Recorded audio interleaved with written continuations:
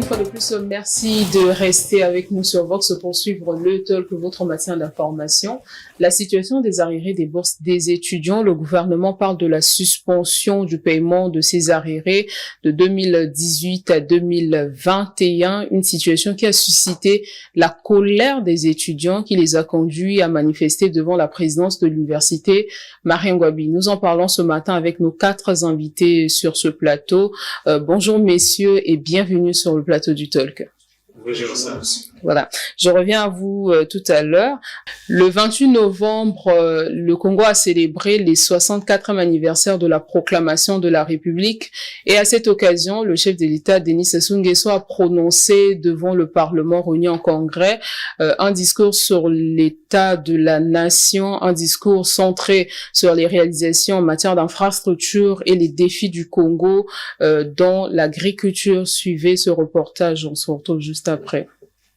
Devant le Parlement réuni en congrès, sous l'égide du premier vice-président de l'Assemblée nationale, Léon Alfred Opimba, le président de la République a, dans son message sur l'état de la nation, couplé à la célébration du 64e anniversaire de la proclamation de la République du Congo, exprimé entre autres la volonté du gouvernement de réduire les importations des produits alimentaires, tout en mettant l'accent sur le développement de l'agriculture. Il nous faut impérativement lever les obstacles qui gangrènent le secteur agricole, à savoir la faible mécanisation de l'agriculture, la dépendance à l'irrigation naturelle, l'image dévalorisante liée à la pénibilité des travaux agricoles, la faible disponibilité de certains ingrédients nécessaires à la production de l'aliment de bétail. Les évocations faites par le président de la République ont suscité de l'intérêt de la part de ceux qui l'ont entendu.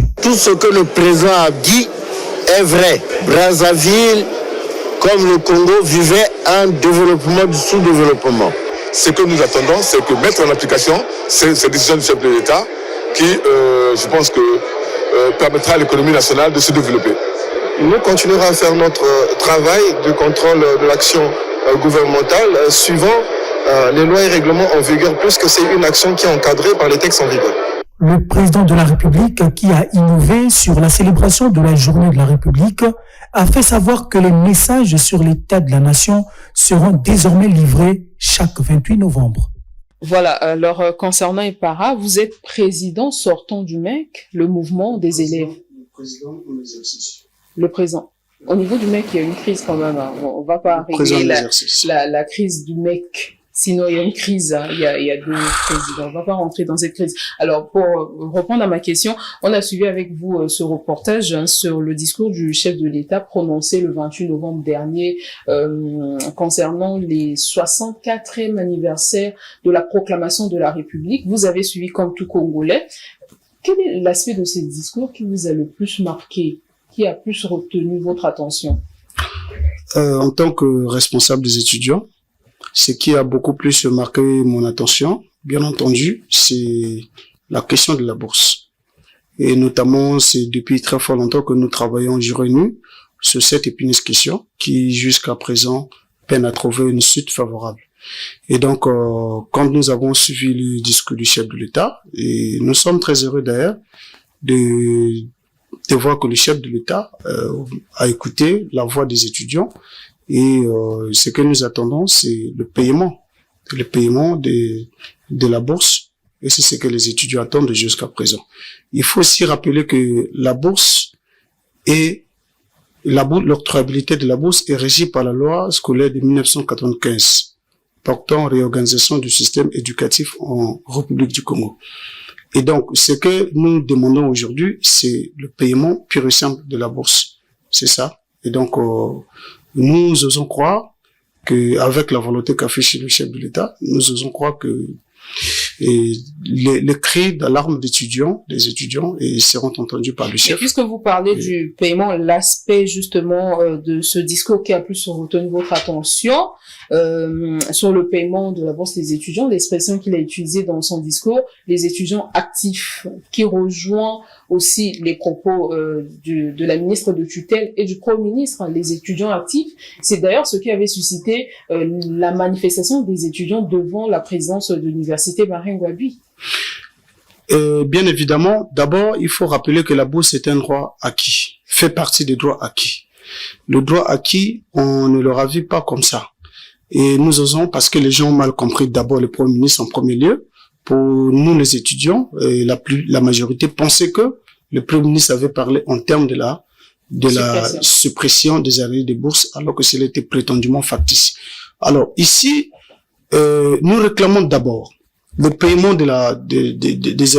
au moins de 2 trimestres des arriérés de bourse, et comme ça, le reste, on peut trouver un intérêt d'entente avec le gouvernement, on balance ces arriérés-là au niveau du CCA, de la CCA, et le gouvernement, on travaille sur un planning, notamment, c'est-à-dire le cheminement du paiement des arriérés des bourses. C'est-à-dire, on balance à la CCA, et puis on vous dit, bon, à partir de telle période, quand on va payer peut-être le premier trimestre 2020, ou encore 2021 ou 2022, on va également payer un trimestre des arriérés de bourse. Et donc, c'est le terrain d'entente, c'est un terrain d'entente comme ça que nous cherchons à avoir avec le gouvernement. Parce que sinon, il y a aussi parler de cette situation-là. Voilà. Est-ce qu'il y a des pourparlers?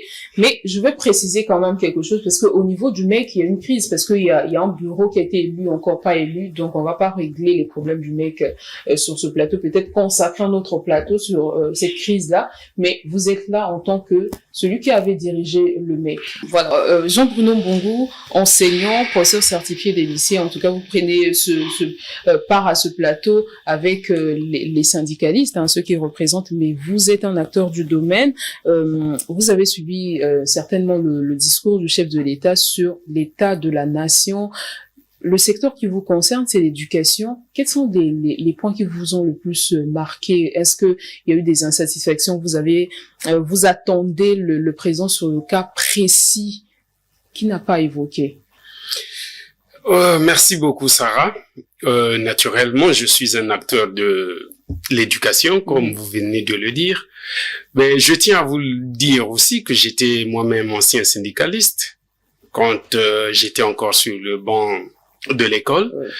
Et cette question ne peut me laisser indifférent pour la simple raison que tout ce qui concourt à l'évolution, c'est quelque chose qui me tient à cœur. Donc, donner l'intelligence aux gens, ce n'est pas quelque chose d'anodin. Ce qu'on fait depuis plusieurs années. Ce qu'on fait depuis plusieurs années plutôt. Et donc, la question de l'éducation, voyez-vous, nous sommes dans une situation où ça ne sert à rien de jeter de l'huile au feu quand on sait que le président d'ailleurs a été très clair en parlant des étudiants actifs, il a été clair à ce sujet parce que bon, nous sortons d'une crise d'ailleurs. Nous sortons d'une crise, il y avait une impossibilité et le gouvernement était dans l'impossibilité de payer les bourses. Et ce faisant, ils n'ont pas dit, en tout cas à ma connaissance, j'ai suivi le président de la République, j'ai suivi le Premier ministre, ils n'ont pas dit qu'ils ne payeront pas ces bourses des années antérieures. Mais ils ont dit, pour normaliser les choses, commençons d'abord. Commençons d'abord. Le problème, c'est vrai qu'il est revenu sur la situation. C'est vrai que l'actualité du moment qui a d'ailleurs suscité les réactions des étudiants. Mais est-ce que le problème des bourses, c'est le seul souci du système éducatif congolais alors qu'il y a plusieurs mots, il y a plusieurs défis, etc. Bon, je commence d'abord par la bourse. Parce que, évidemment, si nous voulons que nos étudiants soient performants, parce que de toute façon, ces étudiants, c'est la pépinière d'une nation.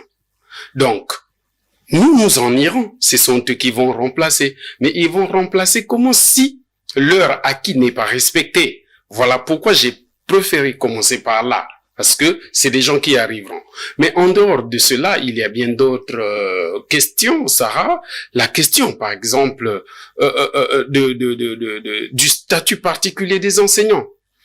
J'aurais souhaité quand même que le président se prononce d'ailleurs sur ça, qu'il se prononce, qu'il dise quand même, qu'il donne une certaine indication sûr, parce que de toute évidence, vous savez que le statut avait déjà été signé, ce qui restait, c'est la mise en application. Donc, j'aurais souhaité quand même que le président revienne là-dessus et qu'il assure les enseignants pour que notre système éducatif regagne du poil de la bête. Est-ce que sur le plan éducatif, cela signifie que sur le plan éducatif, il n'a pas évoqué les vrais problèmes de l'éducation? Bon, mais quand on parle des vrais problèmes de l'éducation, la bourse est un vrai problème de l'éducation. Le statut de l'enseignant, c'est un vrai problème de l'éducation. Il y a peut-être la mise en musique qui manque pour l'instant. Mais si on pouvait mettre cela en musique, je crois que si le statut est réglé, ça veut dire que les conditions de travail des enseignants changeront.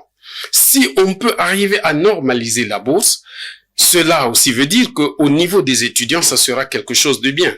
Et si l'épineuse question, qui est peut-être chronique, la question des enseignants qui manquent. Si cette question aussi est réglée, moi je crois que il n'y aura plus rien à dire là-dessus. Voilà. Jean-Si Elenga Ibarra, vous êtes président de la commission ad hoc de l'ULECO. Alors, la même question, hein, vous avez suivi le discours du chef de l'État sur l'état de la nation. Quel est l'aspect qui vous a le plus marqué en tant que représentant syndicat des étudiants? Oui, merci. En ma qualité du président de la commission ad hoc de l'Union des élèves étudiants du Congo, je pense que le seul aspect qui pourrait me marquer dans le discours du président est celui lié aux questions de la bourse. Mais le président de la République, je pense qu'il a été clair là-dessus, parce qu'il a dit que malgré les turbulences économiques de notre pays, l'État devrait déployer les efforts afin de payer les fonctionnaires et les étudiants actifs, en attendant que l'État mette en place certaines stratégies pour voir comment payer les étudiants non actifs et les retraités. Donc, il n'y a pas eu question de suppression que aujourd'hui ça cause la peine et puis des turbulences au niveau de l'université. Le président ne l'a pas dit. Il y a eu de là un problème d'incompréhension. Mais ce que nous pensons ici, ce que nous pouvons dire sur le plateau, c'est que la jeunesse estudiantine que nous sommes, sur certains faits, vous savez, la question de la bourse est un problème administratif qui regorge la responsabilité de notre État. Mais les questions administratives se règlent aussi de façon administrative. Ce n'est pas que nous en prêtons dans ce sens un chemin hasardeux et dangereux de notre anticonstitutionnalité, de l'anticonstitutionnalité de notre pays. La constitution de notre pays, dans son article 13, stipule que toute incitation à la haine ethnique, à la propagande et au trouble à l'ordre public est un crime sévèrement puni par la loi.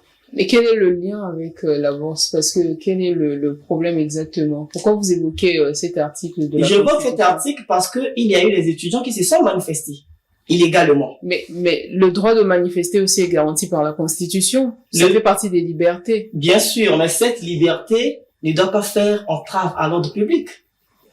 C'est ça.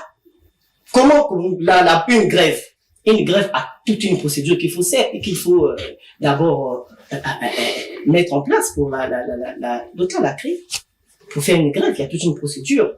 Il faut d'abord préaviser la grève. Et dès lors que cette fameuse commission mise en place par les étudiants n'était pas légale, puisqu'ils ont des représentants légaux pour défendre ces questions. Mais vous, au niveau de l'ULECO, justement, vous représentez ces étudiants. Voilà pourquoi je vais revenir à vous tout à l'heure.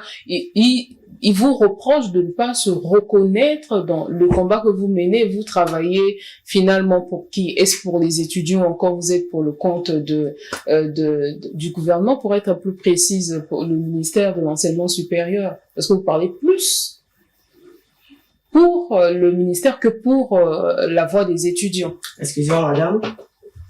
Hormis nos missions régaliennes de défendre les droits moraux, physiques et sociaux intellectuels des élèves étudiants du Congo, nous avions aussi la lourde charge d'éduquer, de moraliser et de conscientiser ces derniers. Il y a toute une procédure qu'il faut suivre avant d'engager un tel mouvement. Nous sommes un État qui est régi par la loi. L'université a tout un arsenal juridique qui est mis en place pour répondre à ces questions. Mais on n'a pas dit si qu'on ne paiera pas la bourse. Parce que c'est d'abord de notre responsabilité de faire de telle sorte que l'université Marangabu ou les élèves et les étudiants du Congo puissent connaître le bon déroulement de leur système éducatif. Merci, merci Jean-C. Elenga Ibarra. Alors, je me tourne vers vous, Garli Ibarra, secrétaire général de l'ULECO. La même question hein, vous revient aussi. Bien entendu, comme tout autre Congolais, j'étais sur ma chaise, chez moi à la maison, j'ai suivi le discours du chef de l'État. Il faudrait d'abord relever l'équivoque que le chef de l'État avait fait face là à un impératif constitutionnel en s'acquittant de ce devoir, en s'adressant un message sur l'état de la nation réuni au Parlement, en congrès au Parlement. Et donc pour nous, Parlement réuni en congrès, vous voulez dire. Merci beaucoup. Et donc pour nous, la jeunesse et surtout la jeunesse estudiantine, une jeunesse capable de consolider, et surtout c'était par là aussi l'invite du chef de l'État, dire à nous la jeunesse d'être surtout une jeunesse constructive, capable de consolider et de pérenniser les acquis et de faire une projection ou une introspection sur la République du Congo dès lors de sa proclamation en 1958 et voir les grandes réalisations en termes d'infrastructures. Et par là, il a montré un exemple tellement trop palpable et touchant, c'est que dès lors que nous étions aux années 58, le Congo comptait à peine une vingtaine d'établissements. Bien entendu, vous savez que le chef de l'État en a aussi parlé dans son discours en termes de la cartographie universitaire de notre pays. Il en a fait une promesse et nous attendons qu'il y ait des grandes réalisations. Mais en termes de la construction, vous devrez comprendre que oui, le Congo compte à peine 2 universités et il suffit qu'il y ait seulement un premier pas pour que le chemin soit cheminé. Donc on espère, avec la ouverture prochainement de l'université catholique à Pointe-Noire et la construction de l'université au niveau de Pointe-Noire, s'en suivra d'autres constructions. Nous avons pleinement confiance et ça va arriver. Est-ce que cela signifie que sur le plan éducationnel, tout marche bien quand vous venez de le peindre? Il y a toujours quelques boitements, ça ne peut pas en manquer. Même là où il peut y avoir toute une panoplie d'universités, il y a toujours eu des crises qui en regorgent. Oui. Ça montre quand même le retard du Congo en matière d'offres infrastructurelles, bien entendu. Ça en manque. Merci. Merci beaucoup. On va parler maintenant de la situation des arriérés des bourses des étudiants qui vous concerne d'ailleurs en tant que mouvement syndical des étudiants. Alors, les étudiants avaient manifesté après les déclarations du Premier ministre lors des questions orales avec des voix au gouvernement, que le gouvernement continue à payer les étudiants qui ne sont plus actifs. Les étudiants aujourd'hui craignent la suspension ou encore la suppression de ces arriérés de bourse et le gouvernement de son côté parle de la suspension. Suivez cet élément, la réponse du Premier ministre notamment concernant ces arriérés de bourse des étudiants. On se retrouve juste après. 2 choses à retenir. La première, c'est que dès notre arrivée à la tête du gouvernement, et lorsque nous avons présenté le programme d'action gouvernement à l'Assemblée, nous avons dit pouvoir négocier avec les partenaires sociaux pour que on mette entre parenthèses les arriérés, s'agissant par exemple des retraités, s'agissant des agents qui étaient payés sur la base des budgets de transfert. On met entre parenthèses les arriérés pour payer l'encours. Parce que la situation économique et financière que nous connaissions ne pouvait pas nous permettre de payer à la fois l'encours et les arriérés. Vous vous souviendrez cet engagement de la part du Premier ministre lorsqu'il s'adressait aux députés dans le cadre de la présentation de son programme d'action du gouvernement. C'est ce qui nous a permis de faire en sorte qu'avec les retraités, nous ayons suspendu le paiement des arriérés et payer régulièrement leurs pensions depuis janvier 2022 jusqu'à aujourd'hui, et on n'a jamais failli.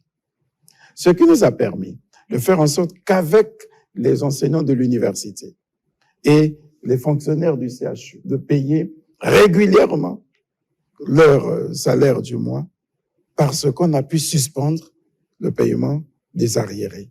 On attend quand la situation va s'améliorer, on le fera, comme on l'avait déjà fait par le passé. Quand le président de l'administration Nguesso est arrivé en 97 aux affaires, et avec la situation aussi que nous avons connue, le président de l'administration Nguesso a trouvé des arriérés de salaire sous le régime de son prédécesseur, depuis la transition jusqu'en 97.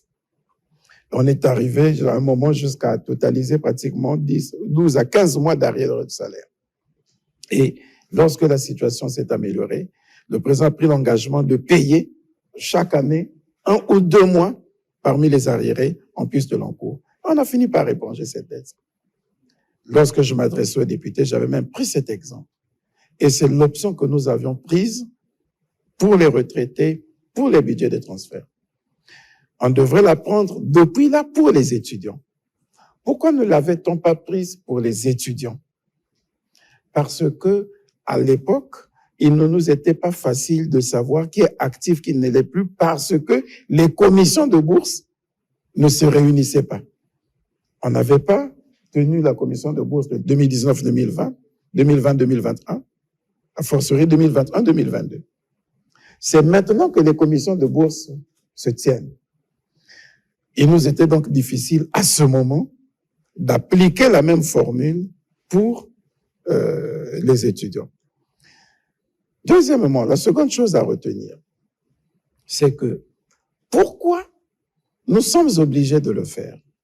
Vous dites, il n'y a pas assez de ressources. Bien sûr qu'en ce moment, où nous sommes en train de rétablir les équilibres macroéconomiques, il est difficile aujourd'hui de payer 1 mois de l'encours, 1 mois d'arriéré tout le temps. C'est difficile. On dit 2018, 2022, suspendons le paiement. On n'a pas dit qu'on annule. L'État ne peut pas annuler une dette sociale. C'est pas possible. On dit suspendons le paiement de ces bourses. Pourquoi? Pour faciliter simplement la gestion administrative et financière de la dépense publique. Nous avons suivi avec vous cette réaction, la réponse du Premier ministre en tout cas lors de cette tribune que nous avons réalisée avec les autres confrères. Il est revenu sur la situation des arriérés de bourse. Le gouvernement parle de la suspension des arriérés, du paiement des arriérés 2018-2022 pour prendre en compte les étudiants qui sont actuellement actifs. Votre réaction en tant que Je suis très... Parce que tout à l'heure, vous parlez de les négociations pour payer au moins la bourse 2018. Le Premier ministre a parlé, et je vous apprends que c'est aussi un universitaire. Et c'est notre professeur au niveau de la faculté de droit. Et non, il est notre enseignant jusqu'à présent au niveau de la faculté de droit. Donc, il connaît mieux les problèmes auxquels les étudiants sont confrontés. Et là, il parle en tant que chef du gouvernement. Il parle en tant que chef du gouvernement. Mais quelque part aussi, il connaît les préoccupations des étudiants de l'université Marien Ngouabi, des étudiants congolais. Parce que quand on parle de la bourse, on ne voit pas seulement Marien Ngouabi. Nous avons aussi nos camarades étudiants qui évoluent dans les instituts privés, agrégés, qui ont déjà l'agrément définitif, qui bénéficient également de cette bourse. Ça aussi, les gens doivent comprendre. Alors, ce qui m'a beaucoup plu dans les propos du Premier ministre chef du gouvernement, en tant qu'universitaire, c'est quand il dit que les arriérés de bourse, nous allons étudier la possibilité de les payer 2 fois 2 trimestres par année. Ça nous arrange déjà. Parce que si on peut avoir ce que nous voulons, le Premier ministre a parlé, nous avons écouté, c'est très bien, mais nous voulons avoir un protocole d'accord. C'est-à-dire, bon, écoutez, vous nous promettez de payer 2 trimestres par an, c'est pas un problème. Là, il parle de payer, l'État ne pourra pas, pour être plus précis, l'État ne pourra pas payer 1 mois d'arriéré et 1 mois de l'encours. Là, il parle pas de le payer, c'est pas cet engagement qu'il a pris concernant ces propos que nous avons suivis. Ça, c'est vous, ça vous engage vous. Ah bon, d'accord. Donc, je le retire. Bon, mais ce que nous voulons, Et dans ce sens, c'est que nous voulons, nous les étudiants. Nous ne sommes pas contre la proposition. Parce qu'il y a nos amis, ça également on doit le dire. Nous sommes les syndicats des étudiants, c'est-à-dire les représentants des étudiants. Il y a les anciens et il y a les nouveaux. Mais nous ne pouvons pas prendre seulement une partie, défendre une partie et laisser une autre. Parce que si nous défendons seulement une partie, nous laissons l'autre, l'autre là aussi restera de se révolter. Ce que nous demandons, c'est de trouver le juste milieu. Que le gouvernement puisse au moins nous convoquer, on s'assoit, on discute de la manière la plus sérieuse, et puis on trouve un protocole d'accord. Parce que nous avons nos camarades étudiants qui sont à Marien Ngouabi et dans les instituts privés depuis 2018, qui jusqu'à présent n'ont jamais bénéficié de la bourse. Là aussi, il y a un problème. Au moins, nous parlons, cette promotion est déjà en Master 1, il y a d'autres qui sont déjà en Master 2. Donc, il y a aussi une nécessité de payer cela. Donc, payer cela, ça ne posera aucun problème. Et donc, ce que nous voulons aujourd'hui, c'est le juste milieu. On paye les étudiants actifs, mais on étudie aussi au même moment, on étudie aussi le mécanisme. Mais c'est le mot d'ailleurs qui fâche les étudiants actifs, qui a suscité la manifestation des étudiants devant la présidence de l'université Marien Ngouabi. Pourquoi faire cette discrimination, parler des étudiants actifs alors que ils étaient régulièrement inscrits et c'est l'État qui les doit, ces arriérés-là? Effectivement, nos amis étudiants sont en droit de réclamer ce qui revient de droit. Parce que je venais de dire ici que cette bourse est reconnue par la loi scolaire de 1995. Et aussi, elle fait partie des droits acquis. Un droit acquis, on ne le ravit pas comme ça. Mais nous sommes là devant une situation et donc il faut absolument trouver le juste milieu entre les étudiants et le gouvernement. Parce que le gouvernement veut à tout prix payer les étudiants actifs. Mais il faut aussi rappeler suspendre le paiement des arrêts de bourse. Mais il faut aussi rappeler que parmi nos amis étudiants dits anciens, ils sont toujours à Marien Ngouabi.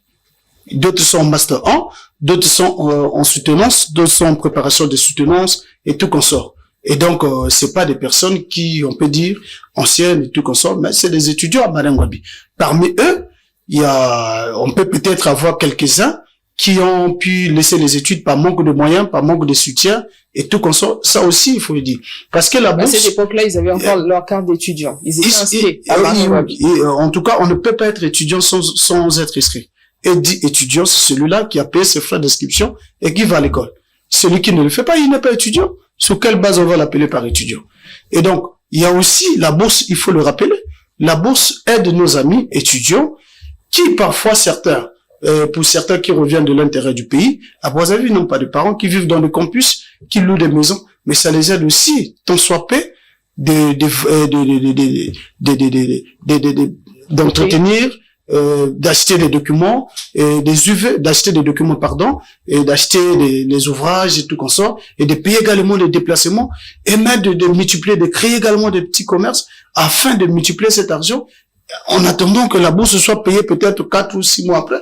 Et donc, la bourse, aujourd'hui, sert d'une grande importance pour les étudiants. Voilà. Alors, Jean-Bruno Mbungu, est-ce que vous comprenez en tant que enseignant la colère des étudiants aujourd'hui qui ne veulent pas entendre le mot suspension parce que eux veulent être payés. Le gouvernement parle de la suspension de cette bourse. Oui, je comprends bien. Je comprends bien parce que vous savez, on a toujours dit ventre affamé n'a point d'oreille. Et je vois la détresse dans laquelle se trouvent ces enfants, donc ces étudiants. Je comprends. Et moi-même ayant été étudiant, on a eu aussi des mois où on ne nous payait pas. Et ça n'a pas été quelque chose de facile à faire. Parce que, vous savez, l'université, c'est l'univers des choses. Quand vous y arrivez, nous, par exemple, nous sommes arrivés ici, on n'avait aucun parent. Mais c'est la bourse qui a fait que nous puissions arriver là où nous sommes arrivés. Ça, c'est quelque chose que je comprends parfaitement bien. Mais de l'autre côté, voyez-vous, il faut regarder aussi la difficulté du gouvernement. Elle se dit, bon, il y a, parce que les étudiants ne font qu'arriver, chaque année ils arrivent, et quand on regarde, on se dit, si on ne trouve pas une mesure palliative, ça sera difficile pour qu'on s'en sorte. Et ils ont donc pensé que nous pouvons peut-être essayer, on peut parler en termes de geler, parce qu'on finira par dégeler cela.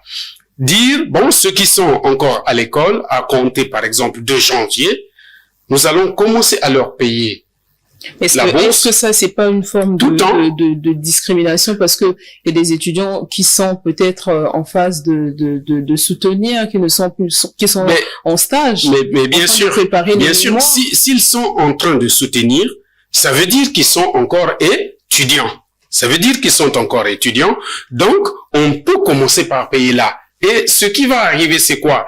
C'est que il faut étudier un mécanisme. Parce que aujourd'hui, si vous dites, il faut à corps et à cri qu'on paye cette bourse-là. Il n'y a pas les moyens de le faire. Comment on fait? C'est là le vrai problème. C'est là la vraie question. Donc, il vaut mieux trouver, comme il l'a dit, un terrain d'entente. On dit en faisant quoi? Nous, par exemple, enseignants. Moi, j'ai encore 13 mois que l'État me doit quand j'ai commencé à enseigner. Mais comme on ne pouvait pas me rappeler cela, c'est aller dans une dette. C'est aller dans une dette. Et au fur et à mesure, on me donne un peu. Donc, voilà un peu ce que je pense que le gouvernement est en train de vouloir faire. Pas dire, nous n'allons plus payer, mais ils sont en train de dire, il y a plus urgent. Et ces urgences-là, c'est quoi? Vous l'avez dit, il y en a qui sont en train de soutenir. Qu'est-ce qu'il faut faire? Est-ce qu'il faut leur payer cet argent ou les arriérer? Alors, le gouvernement a pensé qu'il faut plutôt payer les actifs et le passif là, on étudiera un mécanisme pour les éponger. Je crois que ce n'est pas mauvais fait comme ça. Voilà, Jancy Barra, votre réaction sur ce sujet-là?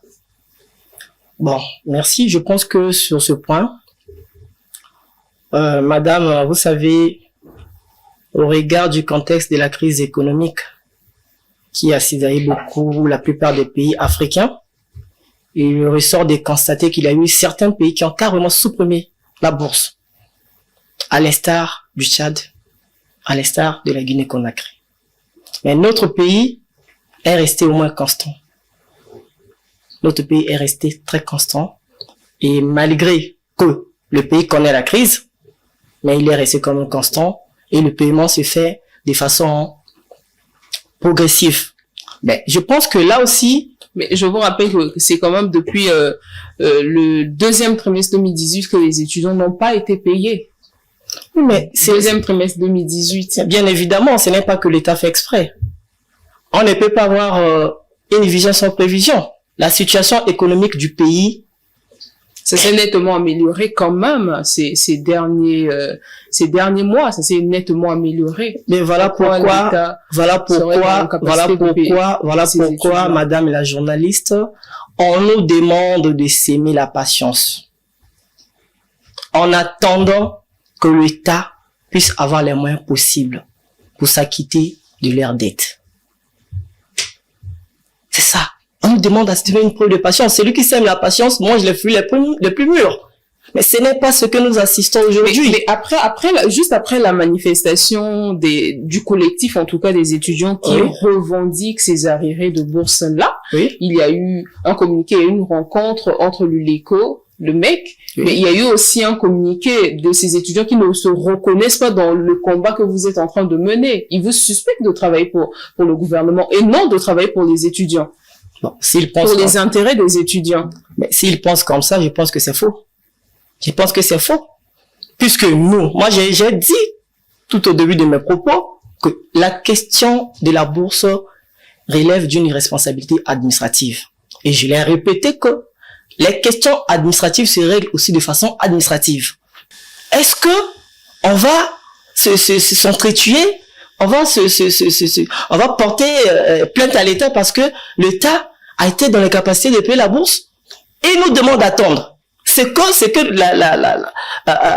l'élément le plus phare à inculquer dans la valeur morale de nos amis, c'est la patience. Et nous ne dormons pas, nous continuons à travailler nuit et jour pour que la bourse de tout un chacun soit payée. Garvey Ibarra, est-ce que lorsque vous avez rencontré la ministre de l'Enseignement supérieur, qu'est-ce que vous avez dit? Parce qu'il y a eu un démenti, les étudiants ont cru entendre que le gouvernement allait supprimer carrément ces arriérés. Après, il y a eu le message, une réponse de la ministre sur les antennes de nos confrères de Télé Congo pour repréciser la pensée du Premier ministre lors de ces questions orales avec débat au gouvernement. Oui, effectivement, cette sortie des rangs par les étudiants de quelques facultés et écoles de l'université Mariam Babi pour réclamer des droits qui semblent pour eux être perdus était suite à l'allocution de madame, d'abord, ça a commencé à tisser un peu par là, de l'allocution de madame la ministre de l'enseignement supérieur. Je crois bien que c'était le 20 octobre, lors de son allocution au niveau de la CNR, la Commission nationale des ressources humaines, où nous, également, les syndicalistes, nous prenons part sur l'attribution et le renouvellement des bourses. C'est par là que madame la ministre avait émis le souhait d'annuler. Elle avait déclaré en quelque sorte, déclarer l'annulation des bourses. Mais nous, en tant que les représentants de ces étudiants-là, comme a su le dire mon prédécesseur, parce que on ne nous exclut pas dans cette catégorie-là. Mais la suppression d'une bourse, ce pays-là est régi sur les tests. Je parle là, je prends à témoin le décret 86/722 du 30 octobre 1986, où est bien fixé les différentes catégories des bourses et également les conditions d'attribution, de renouvellement, de suspension et de suppression. La suppression intervient dans des conditions qui sont bien citées. Donc c'est pour tout simplement faire comprendre à nos amis étudiants que si jamais on devrait suspendre la bourse, ça ne devrait toujours pas passer par nous. Parce que lorsque cela sera dit, nous, on va aller à l'encontre de cela. Et c'est comme ce que disait le président Ipara, que nous voulons dans un dialogue. Nous voulons s'asseoir afin que nous voyons qu'est-ce qu'il faut faire afin que nous ayons un protocole écrit. Et c'est par là que nous revenons vers la base, donc nos amis étudiants, pour leur faire comprendre. En termes généralement, ce qui vous reproche lorsque vous partez dans ce genre pour parler de négociation, vous ne sortez pas avec les décisions en faveur des étudiants, toujours en défaveur, en faveur du gouvernement. Voilà pourquoi ils vous suspectent et vous reprochent de travailler plus pour le gouvernement que de représenter leurs intérêts. On risquera de crier qu'ils sont des corrompus. Mais rassurez-vous que si nous étions entre guillemets les corrompus, nous ne serions pas à ce stade-là de nos vies. Ce sont des amis que nous cohabitons, que nous restons tout au long des journées. Ils savent de quoi est réellement nos vies. Donc, ce n'est pas que nous restons en longueur de journée avec eux, mais le souci, c'est de laisser au moins à ceux qui viennent à l'université dans un premier temps, avoir aussi la chance là d'arriver en deuxième année, en troisième année. C'est ça ce que nous voulons. Et en termes des besoins financiers, nous resterons en perpétuelle négociation auprès de l'autorité gouvernementale. Alors, vous parlez des négociations, je reviens à vous concernant Ibarra.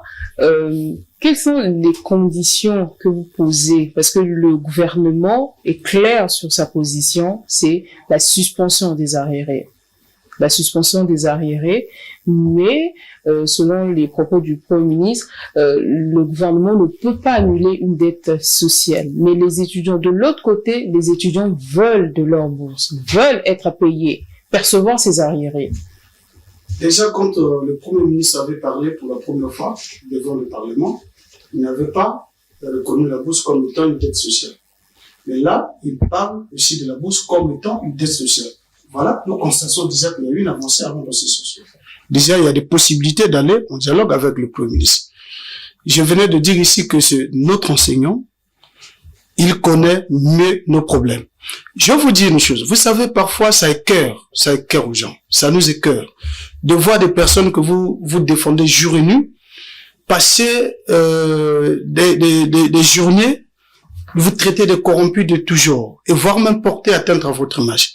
Parmi ces manifestants, nous tenons à vous informer que quand nous on partait négocier, discuter sur cette question de bourse, sur le paiement de la bourse, il y a un qui est là que je venais de voir sur caméra, qui était avec nous, les conclusions qu'on avait eues avec Madame la ministre, ils étaient là. Et ce jour-là, Madame la ministre avait dit que j'ai consacré toute mon énergie pour que finalement, dans un délai raisonnable, vous soyez payés. Effectivement, quand ils ont provoqué, comme après on a eu la calmie, et quand ils se sont repartis, un mois après, ils sont allés organiser des manifestations spontanées. Et quand ils reviennent, Madame la ministre dit, bon, ok, je vous reçois. Même nous autres, au sorti de la rencontre avec Madame la ministre, on a vu un petit papier, dit que nous, collectif, on lève la grève. Mais nous autres, quand on va en rencontre avec Madame la ministre, on repart d'abord vers la base, on fait la restitution des décisions que nous avons prises. Si les décisions-là ne sont pas acceptées par la base, vous, en tant qu'étudiant, et vous avez fait partie du MEC, vous faites partie du MEC, ouais. mais vous ne vous concertez pas parce que vous défendez pratiquement les mêmes intérêts, vous regardez la même direction, vous ne vous concertez pas avant d'aller dans de telles négociations. On a l'impression que vous parlez de deux langages. Le collectif des étudiants qui réclament les arriérés de bourse disent autre chose, et vous également, vous dites autre chose. Bon, d'abord, nous vous disons ce qui est réel, parce que c'est nous qui sommes sur le terrain, c'est nous qui sommes en contact avec les autorités compétentes, c'est nous qui discutons sur cette question de bourse. Depuis, nous avons, vous vous souvenez, le 15 septembre, nous avons lu une déclaration, 2021, on était syndical. Là où nous, on avait menacé le gouvernement d'aller en grève au cas où la bourse n'est pas payée le 15 octobre. Mais le 10 octobre 2021, on avait déjà commencé à payer la première tranche de l'année 2021. Et quand on avait payé la première tranche de l'année 2021, nous avons constaté que il y a certains étudiants qui devaient toucher la bourse de master. 2018. 2018. Il y a certains étudiants qui devaient toucher la bourse de master, mais ils se retrouvent en licence. Il y a ceux-là de licence qui se retrouvent en master, et puis il y avait bon nombre d'étudiants que le nom ne figurait pas. Un désordre. Un désordre absolu. Et puis nous sommes allés en discussion avec le gouvernement, notamment représenté par Madame la ministre. Elle nous a reçus, et puis on a discuté, on avait mis en place une commission, et puis la commission a travaillé, on a eu à identifier 638 étudiants contentieux. Et donc, au moment où nous parlons, ces 638 étudiants contentieux attendent le paiement de leur bourse. Premier trimestre qui n'avaient pas perçu le premier 2018. Jusqu'à présent, ils attendent. Mais là, on parle de la suspension. Est-ce qu'ils vont encore percevoir? Non. Voilà pourquoi nous disons au Premier ministre, qui a toujours exprimé la volonté. Pour être plus précis, qu'est-ce que vous attendez exactement? Qu'est-ce que vous attendez exactement?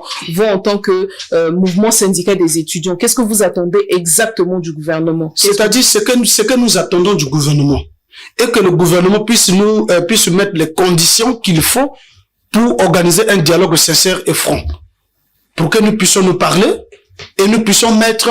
Mais vous irez sur la table de négociation avec quoi exactement, pour obtenir quoi? Mais pour obtenir, pas vide. Mais écoutez, mais on peut pas quand même aller sur la table de négociation sans pourtant rien obtenir. Le gouvernement a émis son souhait. Vous comprenez? Ça, c'est la décision gouvernementale. Bon, nous aussi, nous sommes les représentants des étudiants. Et nous aussi, nous avons des propositions, des propositions à faire au gouvernement. Lesquelles propositions, par exemple? Non, écoutez, tout ne peut pas se dire aux médias. Et puis, c'est contenu dans un cahier de charge. Nous avons déjà élaboré un cahier de charge que nous avons déposé au monde du gouvernement, ce sont des propositions des étudiants. Parce que, au travers des médias, vous voyez les assemblées générales que nous tenons. Dans ces assemblées générales, il y a des recommandations que les étudiants font. Qu'il faut dire au gouvernement ceci, il faut dire au gouvernement ceci, il faut dire au gouvernement ceci. Donc, nous attendons, voilà pourquoi nous avons demandé un dialogue franc et sincère avec le Premier ministre, chef du gouvernement. Et comme ça, nous mettrons à sa disposition toutes les informations possibles et les doléances des étudiants, notamment concernant cette épineuse question de la bourse.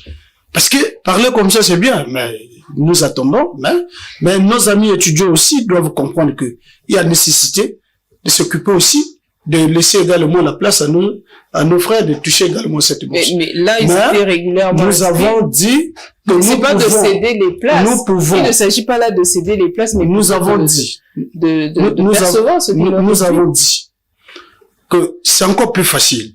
Le gouvernement peut utiliser bien d'autres méthodes. C'est-à-dire payer les anciens, payer les nouveaux. Au mois de trimestre, ça sera une bonne chose. Parce que les mêmes années qu'on veut faire de ça, les arriérés, les mêmes années à l'étranger ont été payés. C'est-à-dire le paiement des étudiants de Cuba devrait constituer un plan directeur pour le paiement des étudiants de Brazzaville. Voilà, merci Jean Bonombongo. Ah ben, vous voyez que c'est une question assez complexe, à la fois pour les étudiants et pour le gouvernement. Mais s'il y a quelque chose que moi je peux encourager, c'est le dialogue. Aussi longtemps qu'il n'y aura pas de dialogue, on ne peut pas avoir une paix sociale. Or, nous voulons préserver la paix sociale, mais pour préserver la paix sociale, il faudrait qu'on institue le dialogue.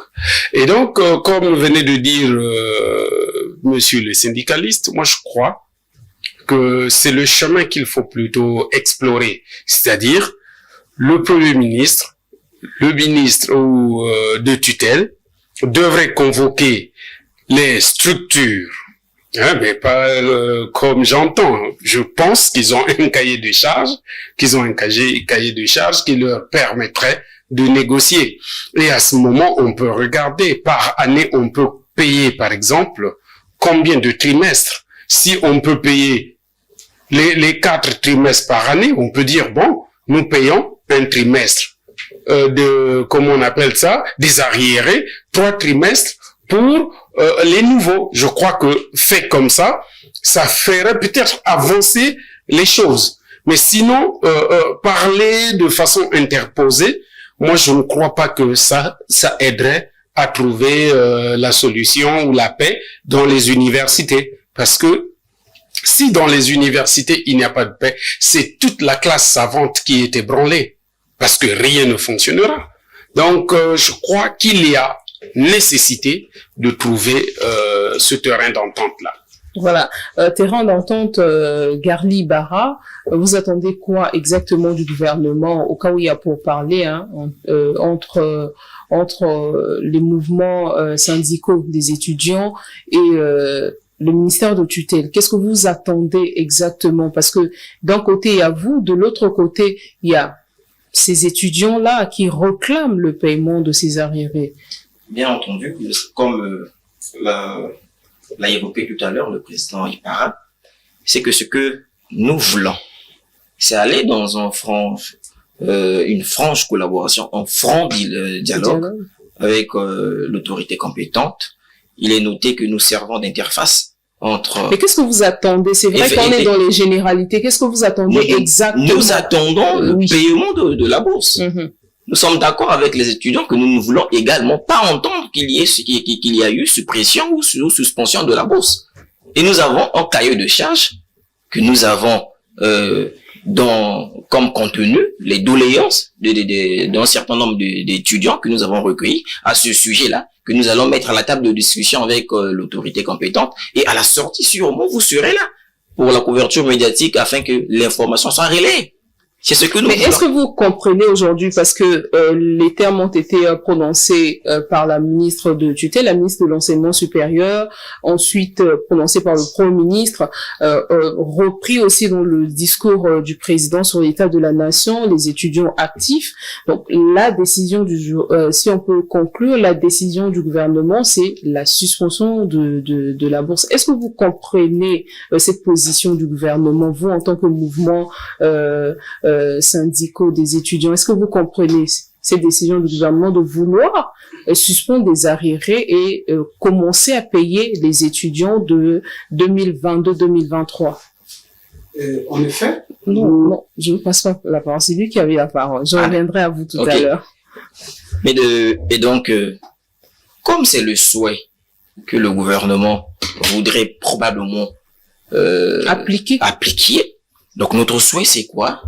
Il va falloir faire intégrer dans le fichier du paiement, dans le fichier au niveau du fichier de paiement de la bourse, les étudiants des dernières commissions qui a eu lieu au niveau de l'année 2017-2018. S'il y a lieu que tout ce monde-là soit stocké et qu'il y ait des sessions de rappel pour le paiement. Comme a su le dire tout à l'heure notre cher enseignant, que le gouvernement lui devrait 3 mois de salaire. Mais si il y a lieu, comme le disait ici le président Para, nous le souhait, c'est que si on s'assoit, on dit sur, par exemple, 4 mois, je prends un exemple, 4 trimestres des arriérés. 2018, il reste 3 trimestres. Non, j'englobe et je prends juste un exemple en termes d'indices. Il y a 4 trimestres à payer qui restent en termes de toutes ces revendications, que le gouvernement pense au moins payer un trimestre pour qu'il reste 3 trimestres et pour que par la suite, il se plonge au paiement de l'année 2022-2023 d'ici la fin du mois de mars, comme ils ont dit. Là, on peut tomber d'accord. Donc, c'est pour tout simplement dire ce que nous voulons. Le leitmotiv de tout ce que nous voulons, c'est que on s'assoit et que nous ayons un dialogue très étroit et au sortir de là, nous allons convoquer nos bases. Nous, entre eux, nous avons un langage que nous disons et que nous comprenions. Mais et surtout, entre vous, il y a crise de confiance. Ils ne croient plus en vous. Ces étudiants-là, ils ne croient plus en vous. Le combat que vous menez. Tout à l'heure, on essaie de vous faire comprendre que au niveau de ce collectif, entre guillemets, le collectif, entre guillemets, de ces étudiants qui revendiquent leur bourse, il y a de ceux qui sont là avec nous, qui occupent des grandes responsabilités au niveau des établissements de l'université Marine-Wabi. Voire la première tête de l'université Marine pour nos structures. Ils étaient là lors des échanges que nous avons. Par où sort la corruption? Ou c'est juste les germes de toujours vouloir qu'il y ait construction, destruction, puis on va aller à la reconstruction comme le chef de l'État l'a dit le 28 novembre dernier. C'est pas ce que nous voulons. Nous voulons pérenniser ce climat social qui existait avant qu'il y ait ce pseudo-mouvement, afin que les étudiants... Vous qualifiez ce mouvement de pseudo-mouvement? Bien entendu, ça c'est un mouvement qui n'est pas reconnu, c'est un mouvement que ce sont des propos même que nous avons ramenés dans notre discours. Mais et pourtant ce mouvement est bien réel, il s'agit des étudiants, certains sont encore actifs, des étudiants qui réclament leurs arriérés. Comment vous, en tant que représentants des étudiants, ils sont connus les qualifier de pseudo-mouvement? Ils sont connus où? Ils ont un récépissé? C'est un mouvement spontané. Donc voilà pourquoi on disait, pour revendiquer aussi les droits, c'est un ensemble de procédés. Et c'est cet ensemble de procédés qui fâche les étudiants. Voilà. Merci. En tout cas, on est à la fin du plateau. On va faire un dernier tour de table. Je vais commencer par vous, Jancy Elenga Ibarra, président de la commission ad hoc. C'est vrai que sur ce plateau, vous avez plus parlé au nom du gouvernement qu'au nom des étudiants. Ce que d'ailleurs vous reprochent les étudiants de ne plus se reconnaître dans votre combat. Il y a eu même des communiqués en disant que le MEC, l'ULECO, ne représente pas les étudiants. Voilà.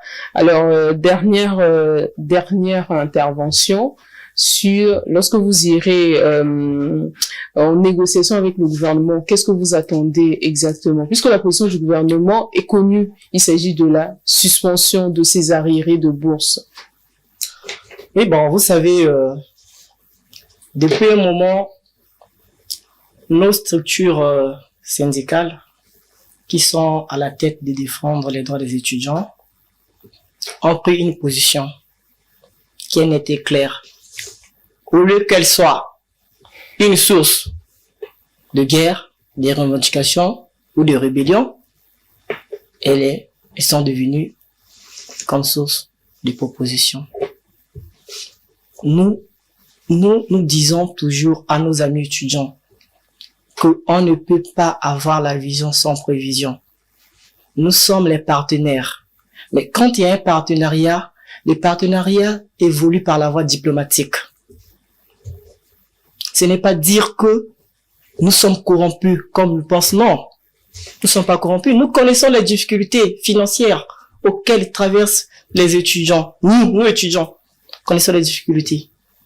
Nous connaissons les difficultés sont tellement énormes. Mais cela n'est pas une occasion de créer un trouble à l'ordre public. Ah non, c'est pas ça. Mais ce n'est pas dire qu'on ne défend pas. Ce n'est pas dire que nous voulons pas ce que la bourse soit payée. Non, on n'a pas dit ça.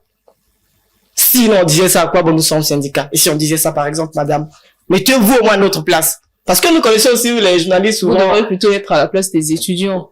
Madame la journaliste, moi je connais que les journalistes souvent aiment commenter les faits sans faire les analyses. C'est ça aussi votre défaut.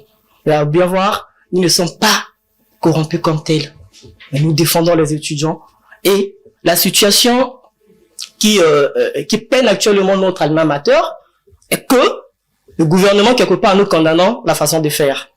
Puisque ce qui se conçoit pour moi sans moi est contre moi. La décision qui a été prise par le gouvernement et cette décision qui est devenue fâcheuse ce dernier temps parce que en amont, les responsables ou bien les mouvements syndicaux n'ont pas été consultés. Si nous avions consulté, on devrait quand même avoir intérêt d'entente, on devrait quand même avoir quelques pistes de solutions à mettre à leur égard. À proposer. C'est ça. Mais ils ont pris une telle décision. Bon, nous, actuellement, qu'est-ce que nous devenons? Qu'est-ce que nous devenons? Puisque cette décision, je peux dire, elle était prise de façon unilatérale, sans nous associer. Mais ce qu'il faut faire, il n'est pas trop tard. Vivre avec un handicap, mais n'est pas un handicap pour vivre. Ce qu'il faut faire, c'est quoi? Nous allons que nos amis puissent nous accorder le temps de travailler, de repartir vers le gouvernement, de continuer avec les négociations, afin que nous puissions obtenir ce qu'on veut. Alors, concernant les parents, ne pas dire les choses, c'est ajouter le malheur au malheur. Elle dit, c'est de tant soit paix, la soif de ceux qui souffrent. Nous avons en face de nous nos amis qui ont patienté pendant une année. C'est à l'aide de le dire. Ils attendent très impatiemment le paiement de la bourse. Et cette bourse n'arrive pas. Et moi, je le comprends. Ils peuvent nous traiter de tout le mot et tout consort. Ils ont raison. Mais au moins, Dieu sait que nous, on fait notre travail comme il se doit. On ne passe pas de... Mais c'est à eux, c'est vrai que Dieu est au ciel, mais c'est eux qui sont sur la terre, c'est à eux de juger l'impact et l'impact de vos actions, les actions que vous menez en leur faveur. Nous n'avons pas besoin que ces gens-là nous croient. Mais parmi eux, ils savent au moins que ces gens-là sont sincères. Là, nous parlons là aux médias. Nous ne passons pas dans les bureaux pour aller discuter et à la fin dire non, écoutez, voilà, ceci, non. Quand nous nous rendons, c'est pour poser le problème comme il se doit. Nous avons beaucoup de déclarations que nous avons eu à faire, exprimant clairement la nécessité de payer la bourse. Et la plus récente, c'est celle que nous avons eu à faire en intersyndical. Et après, là où nous avons demandé le paiement de 2 trimestres. Combien de déclarations que nous avons fait? Nous avons commencé à rappeler au gouvernement la nécessité de payer la bourse depuis le 24 décembre 2021. Ça, il y a lieu quand même de le dire. Bon, écoutez, d'un côté, il y a aussi un problème que les étudiants doivent comprendre. Nos amis de la faculté de droit, nos amis de Flash, nos amis de Sonseco et autres étaient accros à la session unique. Et quand la nouvelle équipe est arrivée, nous sommes allés en dialogue avec eux, on a discuté. On nous a dit, donc, écoutez, conformément à l'article 105 du règlement intérieur de l'Université Mme Gwabi, on vous concède, on vous rétablit le droit au rattrapage. Maintenant, entre composer aller en 2e année et entre faire au moins 2 mois sans faire de cours. Qu'est-ce qu'il faut? Donc, parfois, il faut aussi regarder ce genre de questions d'équilibre. Et donc, nous, ce que nous pouvons demander pour clore, moi, nous demandons au gouvernement de nous inviter autour d'une table. Concernant les paras, alors Jean-Bruno Mbungu. Ah oui. Donc, mais je commencerai d'abord par dire à mes chers cadets ici, de mettre d'abord la paix entre eux. Parce que il y a eu... il y a un conflit d'intérêts, crise de confiance et tout cela. Et à cela. Mais même le partenaire, si vous ne le rassurez pas, je pense qu'il ne vous fera pas confiance. Donc, il faut commencer par mettre la paix entre vous. S'il n'y a pas eu ce mouvement, même nous, on ne saurait pas qu'il y a un tel problème à l'université. Donc, quelque part, ça a été quelque chose pour interpeller aussi les consciences. Et donc, essayez de mettre la paix, mettez un peu de l'eau dans votre vin, n'allez pas parce que tel que vous faites là, c'est aller carrément de les énerver encore de les énerver de plus belle, et ça ne ferait l'affaire de personne. Donc, mettez un peu la paix, et ici, ce que nous appelons le gouvernement aussi à entendre les souffrances de ces gens. Je dis et je le répète, moi-même, si je n'avais pas eu cette bourse-là, je n'aurais pas fini mes études. Garli Ibarra, on termine avec vous. Dernière préoccupation. Et donc, il existe quand même une crise de confiance entre vous et les étudiants et les élèves que vous représentez. Est-ce qu'ils ne vous font pas trop confiance? Vous savez, madame la journaliste, en longueur de journée, si on ne devrait que être là, à s'intéresser à ce que pensent les autres pour vous, vous ne serez pas là où vous êtes arrivé là aujourd'hui. Mais ce qui est sûr en dernier lieu, c'est que l'intersyndicale par ma voix interpelle surtout la conscience du gouvernement pour ne pas qu'il y ait toujours paiement après qu'il y ait mouvement. En tout cas, merci à vous quatre d'avoir pris part à ce plateau. Garli Ibarra, secrétaire général de l'ULECO, Jancy Elenga Ibarra, président de la commission ad hoc de l'ULECO également, mais je vous rappelle que les journalistes ne racontent pas seulement les faits, ils font aussi des analyses, parce que ça fait partie des genres journalistiques qui sont différents. Voilà. Donc, c'est juste une précision. Voilà. Alors, concernant Ibarra, Jean-Bruno Mbungu, en tout cas, merci à vous d'avoir pris part à ce plateau avec l'intersyndicale des étudiants. Merci à vous quatre d'avoir répondu à notre invitation. Merci à vous également pour votre attention. L'information reste en continu sur Vox TV. Au revoir.